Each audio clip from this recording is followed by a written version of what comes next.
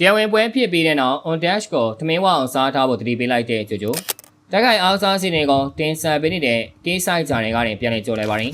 အသက်19နှစ်အရွယ်မလေးရှားအမေရိကန်ဖိုင်တာဂျွမ်ကာဇာလီကသူ့ရဲ့ပြိုင်ပွဲဖြစ်တဲ့ Lebanon Fighter ဂျမန် on dash ကိုမင်းတောင်းဆိုတဲ့အရာအတွက်တတိထားပါလို့ပြင်းထန်တယ်ပဲတတိပေးလိုက်ပါတယ်ဒီဖိုင်တာတို့ဟာလာမယ့်ဇူလိုင်လ31ရက်နေ့မှာ flyweight တန်မွေတိုင်းပွဲအစဉ်ပြည့်ရင်ဆိုင်ကစားရမှာပါပြီးခဲ့တဲ့ညက on dash တရားစရီယန်လက်ကိုအနိုင်ရပြီးတဲ့နောက်ဂျွမ်ကာဇာလီကိုစင်ကောစကားဆိုခဲ့ရကနေအခုလိုပွဲဖန်နေမှုဖြစ်လာခဲ့တာဖြစ်ပြီးဂျိုဂျိုကလည်းလူမှုကွန်ရက်ကနေချက်ချင်းပဲတုံ့ပြန်လိုက်တာဖြစ်ပါတယ်ကျွန်တော်ကတော့ပရိသတ်တွေလိုချင်တဲ့အရာကိုအများအားဖြင့်စီးပေးလို့ရှိပါတယ်ဇူလိုင်လ31ရက်နေ့မှာလူတိုင်းတောင်းဆိုတာထက်ပိုတဲ့အရာကိုကျွန်တော်ပြသသွားမှာပါမင်းဖြစ်ချင်တဲ့ဆန္ဒအတွက်တတိထားပါအစင်းနဲ့ပြင်လိုက်တော့လို့ဂျိုဂျိုက on dash ကိုတတိပေးသွားခဲ့တာပါဒီပေါ်မှာလီဘနွန်နိုင်ငံသား on dash ကလည်းဂါဇာလီရဲ့မလေးရှားပရိသတ်တို့ကြီးကိုရည်ရွယ်ပြီးခက်ပြပြပဲပြန်လည်တုံ့ပြန်ခဲ့ပါတယ်လူတွေကစကားများကြီးပြောတဲ့ကြပါမယ်ကျွန်တော်ကတော့ဂျိုဝိုင်းနဲ့ရောက်မှပဲစကားပြောလေးရှိတယ်နောက်လာမှပဲတွေးကြတာပေါ့လို့ on dash ကပြောဆိုခဲ့တာပါဂျိုဂျိုနေနဲ့2023ခုနှစ်တော့ဝမ်အဖွဲ့အစည်းနဲ့ဒေါ်လာ3သိန်းနဲ့စာချုပ်ကြီးကိုအတန်းငယ်ဆုံးစားမပြင်ချုပ်ဆိုနိုင်ခဲ့ပါတယ်။အဲဒီနောက်ပိုင်းမှာဇာကာရီယာနဲ့မြန်မာကုံဆောင်ရဲနောက်တို့ကနိုင်ရရှိခဲ့ပါတယ်။ဒါပေမဲ့ပြီးခဲ့တဲ့ဧပြီလတော့ကဂျပန်မှာဂျိုရှိနာရီကိုတိုင်ဝမ်ရဲနဲ့ရှုံးနေခဲ့လို့